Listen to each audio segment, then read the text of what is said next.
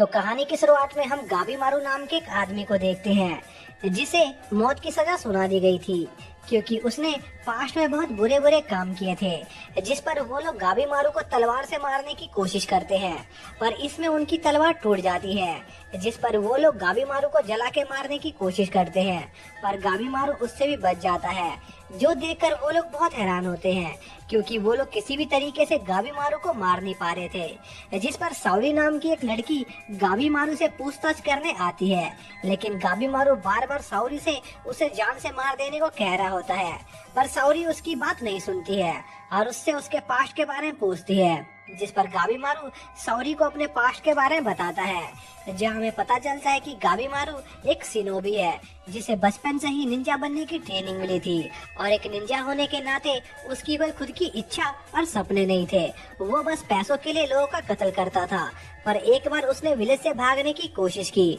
जिस पर उसके टीममेट्स ने उसे धोखा दे दिया और वो पकड़ा गया और गाबी मारू को लग रहा होता है कि इसमें विलेज चीफ का हाथ है, क्योंकि कोई भी शिनोबी बिना विलेज चीफ के इजाजत के विलेज नहीं छोड़ सकता था। जिस पर सावरी गाबी मारू से पूछती है कि आखिर उसने विलेज से भागने की कोशिश क्यों की, पर गाबी मारू इसका कोई जवाब नहीं देता है और अगले दिन वो लोग गाबी मारू को कुछ भैंसों की मदद से मारने की कोशिश करते हैं, पर गाबी मारू उससे भी बच जाता है और सावरी गौर करती है कि गाबी मारू असल में मरना नहीं चाहता है, वो बस खुद की जान की परवाह न करने का दिखावा कर रहा है। जिस पर सावरी दोबारा से गाबी मारू से पूछती है कि आखिर उसने विलेज से भागने की कोशिश क्यों की थी, जिस पर गाबी मारू उसे बताता है कि वो इवागाकुरा विलेज का सबसे स्ट्रॉन्गेस्ट निंजा था और विलेज चीफ भी उसे बहुत मानते थे, इसलिए उन्होंने अपनी बेटी की शादी उसके साथ करवा दी थी। लेकिन चीफ की बेटी बहुत ही ज्यादा अजीब थी क्योंकि वो गाबी मारू को अच्छा इंसान बनाने की कोशिश कर रही थी, जिससे गाबी मारू का दिमाग बहुत खराब हो गया था और गाबी मारू अपनी वाइफ से तंग आकर विलेज छोड़ने की सोचता है और विलेज चीफ से इसकी इजाजत मांगता है, लेकिन विलेज चीफ उसे फंसा देते हैं, जिससे वो पकड़ा जाता है। इसके बाद कहानी वर्तमान में आती है, जहाँ पर एक आदमी सावरी को गाबी मारू से दूर रहने को कह रहा होता है, क्योंकि गाबी मारू एक बहुत ही खतरनाक इंसान था और उसे द हॉलो के नाम से भी जाना जाता था और गाबी मारू ने अरेस्ट होते वक्त 20 लोगों की जान ले ली थी। इसी बीच गाबी मारू सावरी की बातों को याद कर रहा होता है और उसे समझ नहीं आ रहा होता है कि क्या वो सच्ची में मरना चाहता है या नहीं, जिस पर गाबी मारू अगले दिन मरने का डिसाइड करता है और उसे गर्म तेल से जलाकर मारने की कोशिश की जाती है, पर गाबी मारू इससे भी नहीं मरता है और उसे समझ नहीं आ रहा होता है कि आखिर वो मर क्यों नहीं पा रहा है। इसके बाद सावरी खुद गाबी मारू को मारने का फैसला करती है और वो लोग गाबी मारू को सावरी के पास ले जाते हैं, जहाँ पर गाबी मारू को पता चलता है कि सावरी फेमस जल्लादों की फैमिली में से एक है और सावरी गाबी मारू को मारने के लिए तैयार हो जाती है,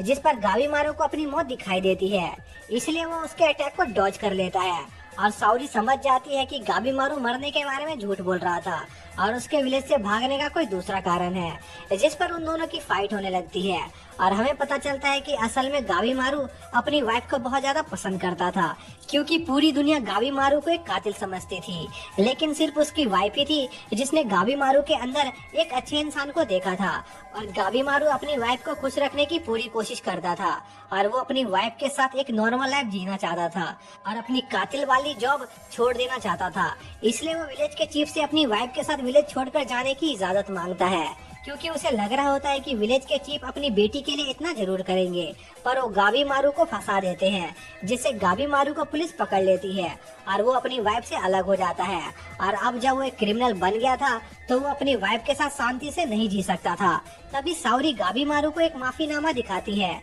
जो उसे सौगंध ने दिया था, जिसकी मदद से गाबी मारू वापस से एक नॉर्मल इंसान बन सकता था और उसके जुर्मों को माफ किया जा सकता था। लेकिन उस माफीनामे को पाने के लिए गाबी मारू को उन्हें एलिक्सर ऑफ लाइफ लाकर देना होगा, जिसमें एक इंसान को अमर करने की शक्ति थी। लेकिन इसके लिए गाबी मारू को सैन फ्रांसिस्को आइलैंड पर जाना होगा, जिसे पैराडाइज आइलैंड के नाम से भी जाना जाता था, जहां गॉड्स नाम के क्रिएचर रहते हैं। लेकिन असल में वो जगह किसी नर्क से कम नहीं थी, क्योंकि आज तक जितने भी लोग उस आइलैंड पर गए थे उनकी एक रहस्यमय तरीके से मौत हो गई थी और उन लोगों की बॉडी पौधों में बदल गई थी। इसलिए सोगन ने सावरी जैसे लोगों को ऐसे शक्तिशाली अपराधियों को ढूंढने का काम दिया था जिन्हें मौत की सजा होने वाली हो और वो इस काम में उनकी मदद कर सके और इनाम के तौर पर उनके सारे जुर्मों को को माफ कर दिया जाएगा। और साउरी गाबीमारू को इस काम में उसका साथ देने को कहती है। तभी वहाँ का लॉर्ड गाबीमारू को छोड़ने से इनकार करने लगता है और उसके सिपाही उन्हें घेर लेते हैं, जिस पर गाबीमारू अपने निंजुत्सु का यूज करके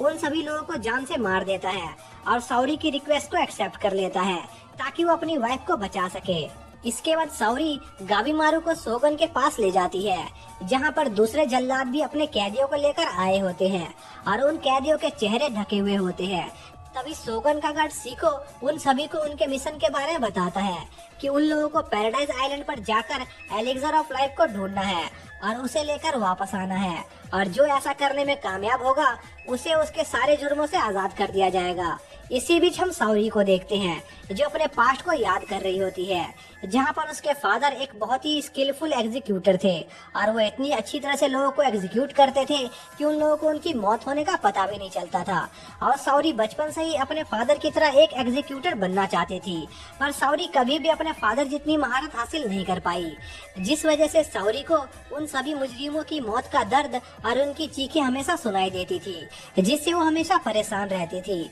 इसके बाद प्रेजेंट में साउरी देखती है कि वो सभी क्रिमिनल्स डरे हुए हैं, हालांकि वो सभी क्रिमिनल्स बहुत पहुंचे हुए क्रिमिनल्स थे। इसी दौरान साउरी सोच रही होती है कि क्या उसे इन लोगों को एग्जीक्यूट करने पर भी उनकी मौत का अफसोस होगा या नहीं। इसी बीच सीको सभी क्रिमिनल्स को उनका मास्क हटाने को कहता है और उन्हें पैराडाइज से लौटे एक आदमी की लाश दिखाता है जो पूरी तरह से एक पौधे में बदल गया था, और 61 लोगों के ग्रुप में से सिर्फ यही आदमी वापस लौटकर आ पाया था, जिसे देखकर उन सभी क्रिमिनल्स में डर फैल जाता है। तभी नूरुघाई नाम का एक लड़का उनसे पूछता है कि उन लोगों को खुद उस आइलैंड के बारे में ज्यादा नहीं पता, तो ये कैसे जानते हैं कि वहाँ पर एलिक्सर ऑफ लाइफ मौजूद है। जिस पर सीको उन क्रिमिनल से कहता है कि अगर वो इस सफर पर नहीं जाना चाहते हैं तो वो वापस लौट सकते हैं, जिस पर एक आदमी वहाँ से जाने लगता है। तभी आइजन उसे जान से मार देता है और सोगन्स उनसे कहते हैं कि उन लोगों को वैसे भी मौत की सजा मिली है, इसलिए अगर वो यहाँ से जाने की कोशिश करेंगे तो उन्हें भी जान से मार दिया जाएगा। अब सीको उनसे कहता है कि वो उन लोगों के साथ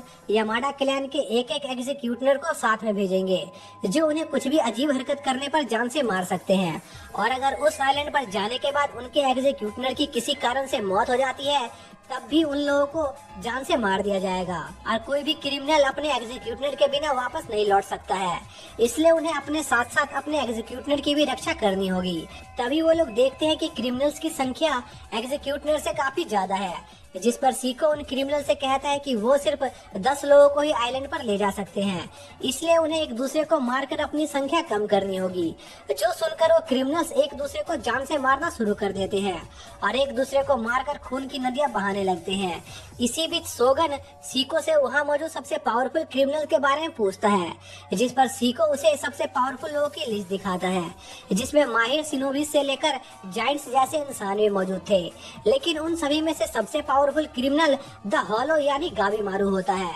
पर सोगन देखता है कि गाबीमारू बस शांति से बैठा हुआ है। इसी बीच कुछ क्रिमिनल्स साउरी से उसकी स्वॉर्ड छीनने के लिए उस पर अटैक कर देते हैं, पर साउरी उन सभी का सर धड़ से अलग कर देती है। तभी गाबीमारू सोगन से इस खून खराबे को रोकने के लिए कहता है, पर वो उसकी बात नहीं सुनते हैं और वहाँ मौजूद कैदियों को ऑफर देते हैं कि जो कैदी गाबीमारू को जान से मार देगा उसे ये लड़ाई लड़ने की कोई जरूरत नहीं पड़ेगी। वो उस क्रिमिनल को बिना किसी दिक्कत के आइलैंड पर ले जाएंगे, जिस पर वो सभी क्रिमिनल्स गाबीमारू को मारने की कोशिश करने लगते हैं, जिस पर गाबीमारू अपनी जान बचाने के लिए उन लोगों को जान से मारने का फैसला करता है और उन लोगों पर अपने हाथों और पैरों से अटैक करने लगता है, जिससे वो लोग एक ही वार में मरने लगते हैं। लेकिन गाबीमारू उन लोगों को बेरहमी से मारना जारी रखता है और उस पर हमला करने वाले सभी कैदियों को जान से मार देता है, और उसकी यह बेरहमी देखकर वहाँ मौजूद सभी लोगों का दिल दहल जाता है। और इस कत्ले आम के बाद सिर्फ 10 कैदी ही बचते हैं जिन्हें पैराडाइज आइलैंड भेजने के लिए चुन लिया जाता है,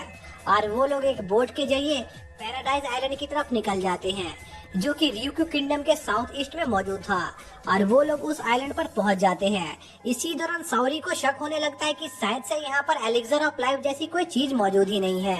जिस पर गाबीमारू साउरी को एक कहानी सुनाता है जिसमें उनके विलेज के चीफ पर कई लोगों ने हमला कर दिया था, जिस वजह से कुछ हथियार उनके शरीर के आर पार हो गए थे, लेकिन इसके बावजूद भी वो जिंदा थे और लोगों का कहना था कि इसका कारण एक फल था जो उन्हें दूर मौजूद एक आइलैंड से मिला था। इसलिए गावीमारू को पूरा यकीन होता है कि एलिक्सर ऑफ लाइफ जैसी भी चीजें होती हैं और वो लोग उस आइलैंड पर घूमने लगते हैं जो कि पूरी तरह से हरा भरा होता है और वहाँ पर कई तरह के फूल भी खिले हुए होते हैं। पर गावीमारू को यह बात थोड़ी अजीब लगती है क्योंकि वहाँ पर कुछ ऐसे पौधे भी मौजूद थे जो सिर्फ समुद्री इलाकों में उगते थे। इसलिए गावीमारू साउरी को थोड़ा चौकन्ना रहने को कहता है और अपने हाथ खोल लेता है, जिस पर साउरी गावीमारू को वापस से उसके हाथ बांधने को कहती है। पर गावीमारू बहाने बनाने लगता है, जिस पर साउरी गावीमारू को जान से मारने की धमकी देती है और कहती है कि उसे इससे कोई फर्क नहीं पड़ता है कि उन्हें एलिक्सर ऑफ लाइफ मिल पाए या नहीं, लेकिन अगर गावीमारू उसके ऑर्डर नहीं मानेगा तो वो उसे जान से मार देगी। जिस पर गावीमारू वापस से अपने हाथ बांध लेता है। तभी उसके मुंह पर एक जोरदार अटैक होता है जिससे वो दूर उड़ जाता है और वो अटैक ट्विस्टेड के यून ने किया था, जो एक मॉन्क था और अपनी ट्रेनिंग के दौरान के यून को हथियारों से बहुत ज्यादा प्यार हो गया था। इसलिए उसने अपने टेंपल के सारे वेपन चुरा लिए थे और गावीमारू साउरी को के यून का हाथ दिखाता है जो खुले हुए होते हैं। जिस पर साउरी यामाडा कीसू से पूछती है कि आखिर उसने के यून के हाथ क्यों खोले हैं, जिस पर कीसू कहता है कि क्रिमिनल्स के हाथ खुले या बंद होने से कोई फर्क नहीं पड़ता है और साउरी ही बेवकूफ है जिसने अपने कैदी का हाथ बांध कर रखा हुआ है। जिस पर गावीमारू भी साउरी को ताना मारता है। तभी केयून गावीमारू से कहता है कि वो यहाँ पर उसके ऊपर अपने हथियारों की टेस्टिंग करने आया है। जिस पर गावीमारू केयून को जवाब देता है कि उन्हें एक दूसरे से लड़ना नहीं चाहिए क्योंकि इससे उन्हें कुछ हासिल नहीं होगा और उल्टा इस वजह से उन्हें एलिक्सर ऑफ लाइफ को ढूंढने में दिक्कत होगी। जिस पर केयून गावीमारू से कहता है कि इसलिए वो पहले इस आइलैंड पर मौजूद सभी लोगों को जान से मार देना चाहता है ताकि वो बाद में आराम से एलिक्सर ऑफ लाइफ को ढूंढ सके। और सबसे पहले वो गावीमारू को मारना चाहता है क्योंकि वही इस आइलैंड पर सबसे पावरफुल इंसान है। जिस पर गावीमारू के पास लड़ने के अलावा और कोई चारा नहीं बचता है। पर साउरी को उनकी लड़ाई से कोई लेना देना नहीं था, वो बस रूल फॉलो करना चाहती थी। इसलिए वो लड़ाई से पहले गावीमारू को उसके हाथ बांधने को कहती है। जिस पर गावीमारू अपने हाथ बांधने लगता है और केयून उस पर अपने वेपन से अटैक करता है, पर उसके हमले का गावीमारू पर कोई असर नहीं होता और गावीमारू केयून को मारने में कामयाब रहता है।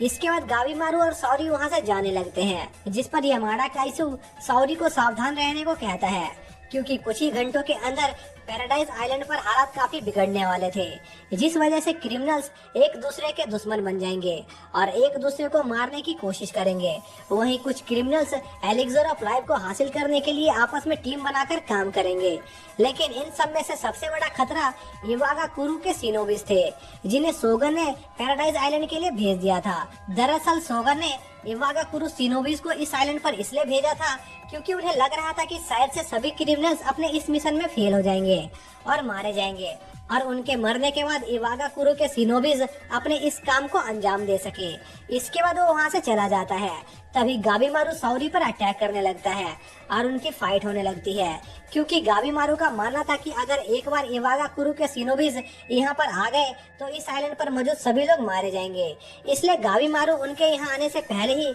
एलिक्सर ऑफ लाइफ को ढूंढना चाहता था, लेकिन आगे चलकर साउरी उसके रास्ते में आती। इसलिए गावीमारू पहले ही साउरी को जान से मारना चाह रहा होता है। तभी साउरी की शॉट टूट जाती है, लेकिन साउरी तब भी हार नहीं मान रही होती और गावीमारू से लड़ रही होती है। पर वो दोनों ही एक दूसरे को जान से मारने में हिचकिचा रहे होते हैं। लेकिन अंत में गावीमारू साउरी को हरा देता है और उसे जान से मारने वाला होता है क्योंकि गावीमारू के ऊपर विलेज चीफ की बातें हावी हो रही थी। पर तभी गावीमारू को उसकी वाइफ की बातें याद आने लगती है और वो वापस से होश में आ जाता है और साउरी समझ पाती है कि गावीमारू अपने आप को बदलना चाह रहा है। जिस पर साउरी गावीमारू की एलिक्सर ऑफ लाइफ को ढूंढने में साथ देने को तैयार हो जाती है क्योंकि उसका मानना था कि इससे गावीमारू की जिंदगी बदल सकती है। वहीं दूसरी तरफ हम टमाया और यामाडा फूची को देखते हैं जो उस आइलैंड को एक्सप्लोर कर रहे होते हैं और उन्हें वहाँ इंसानों द्वारा बनाई गई कुछ मूर्तियाँ मिलती है। तभी टमाया के हाथ पर एक इंसानी चेहरे वाली तितली काट लेती है, जिस पर टमाया तुरंत अपने हाथ को काट लेता है